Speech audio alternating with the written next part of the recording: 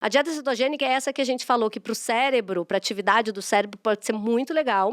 Que é uma dieta assim, você vai ter 60% do que você come do seu dia é de Em fonte gorduras. gordurosa, é dali para cima. Aí você vai ter muito baixo carboidrato e moderado em proteína. Então também não é ficar comendo picanha o dia inteiro, nem linguiça, salaminho, mortadela, que seria uma delícia, mas não é assim. Mas é a gente buscar fontes de gorduras saudáveis, coco, abacate, castanha, os azeites todos, vários tipos de gordura que são saudáveis. E provavelmente você vai comer pouco, né? Porque a gordura, ela concentra uma quantidade muito caloria grande maior. de calorias em um pequeno espaço. Então, por isso que é muito fácil também exagerar. Inclusive, nas coisas que não são tão legais comer. Tipo sorvete, queijo, quindim. Você consegue comer uma quantidade muito grande, porque é gordura. E também porque é gordura. É gordura mais A açúcar, mais né? açúcar, que é a pior de todas. Que Que é não algo que existe na natureza, inclusive. você não acha. O Ah, abacate só é o homem muita fez. gordura, não Sim, tem mas não tem carboidrato. carboidrato. Exatamente. Aí você tem a batata que é carboidrato e não tem gordura. Aí o que que o homem vai e faz? Ele frita a batata no óleo do abacate. É o homem brincando de Deus, né? Aí fica maravilhoso. Exatamente. Você não conseguiria comer, por exemplo, batata cozida, pura, 1 quilo. Eu duvido. Agora, você frita, meu amigo, aí vai embora, você come pra sempre. E outra coisa aí que a gente também não falou na parte que a gente estava falando de industrializados, etc., é o excesso de sal, né? Isso é uma realidade, sim, absurda hoje em dia, né? Primeiro, porque tem muito no industrializado. Segundo, porque todo mundo mete show em tudo, mete tablete industrializado em tudo. É verdade. Ainda tem muita gente fazendo isso.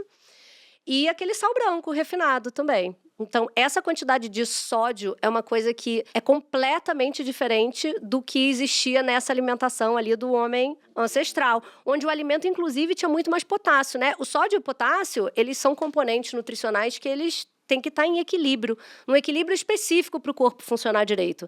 Então, o que faz? Quanto mais sódio você bota, é como se você tivesse menos proporção de potássio. Aquelas bombas de sódio e potássio no A corpo. gente Isso. aprendeu no 3º ano É isso aí. isso, tipo assim, Alguns só biologia. viram por alto, assim, né? Alguns colaram e alguns tiveram que estudar muito isso. Não, mas é muito louco você falar isso, PD, porque às vezes as pessoas, elas ficam tão noiadas com o negócio de sódio. Por quê? Porque as pessoas, a indústria, utiliza o sódio como fonte de conservante, né? É uma forma de conservar aquele alimento. Aumentar o tempo Então, de eles prateleira, né? tacam sódio pra poder durar mais tempo. E aí, a pessoa vai lá e fala, meu Deus, agora eu vou mudar minha alimentação toda e aí eu vou comer super saudável. Aí tira todos os industrializados e tira o sal. Aham. Aí ela fica o quê?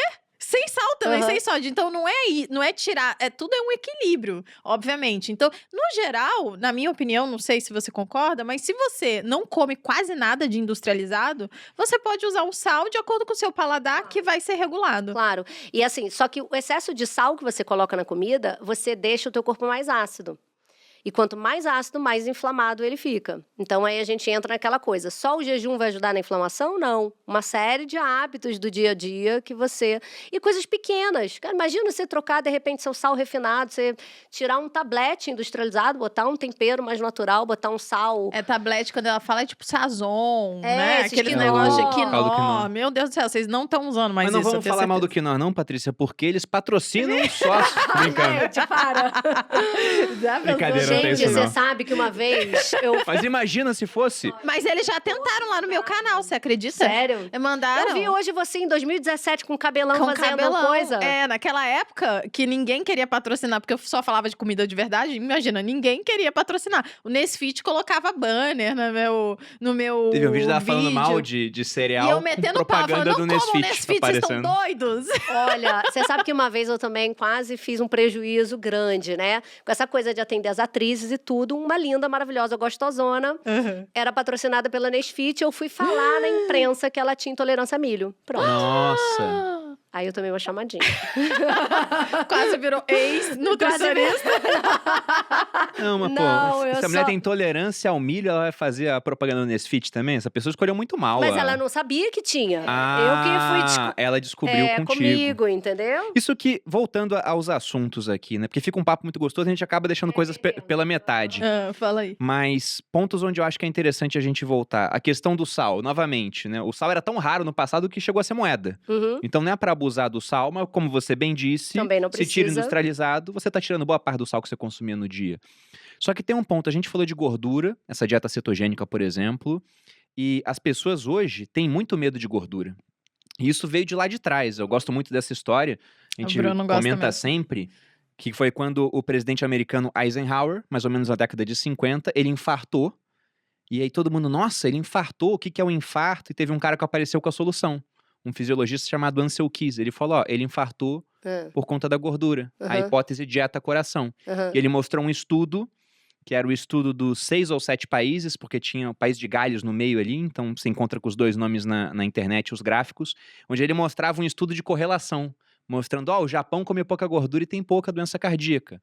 Os americanos comem muita gordura e tem mais doença cardíaca, alguns países no meio. Só que eu já falei várias vezes que correlação não é causalidade. E também tem o fato de que ele tirou os países Exatamente. que iam contra É essa a pesquisa. hipótese Não, dele. não eram 6 ou 7 países, ele estudou uns 30. É, A gente sei, ele só consegue pegou colocar. os 6 que ele via alguma relação. Ele tacou pra fora, tirou do gráfico, apagou e fez. Quem for olhar o episódio em vídeo, a gente vai deixar o gráfico que ele usou e o gráfico original pra ver. Mas desde então, o governo assumiu isso como premissa e começou a falar, ó, gordura faz mal.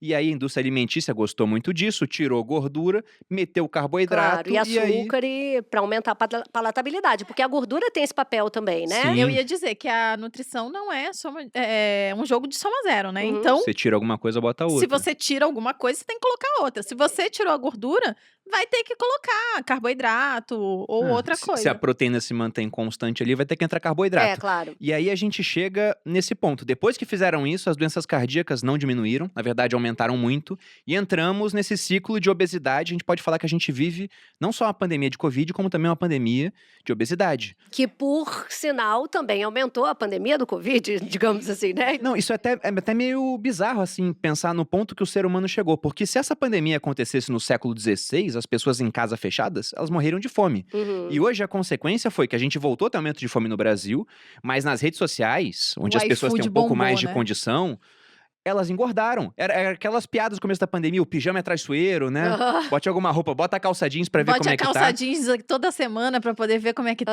Aham. E aí a gente chegou num ponto onde o governo ele tentou, né, fazer o bem pras pessoas, porque ele achou que a gordura era ruim.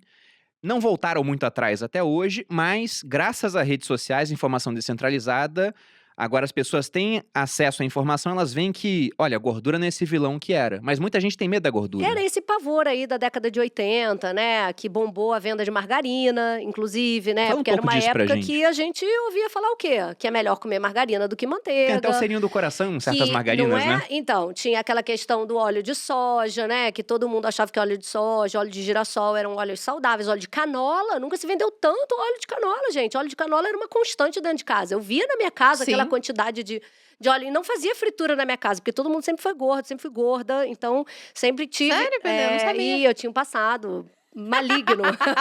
Entendi. Fiquei 12 anos ali, ó, lutando até que eu descobri qual era o caminho e hoje eu ensino isso, né? Aham. E eu acho que é por isso que eu tô tão envolvida no assunto do emagrecimento, porque eu acho que isso tem muito a ver com Você essa viveu minha na pele. história de eu ter vivido na pele. Mas eu lembro na minha casa, essa quantidade de óleo de canola, né? Hoje a gente sabe que, assim, é o último óleo na escala dos óleos não bons que você deve ter na sua casa, né?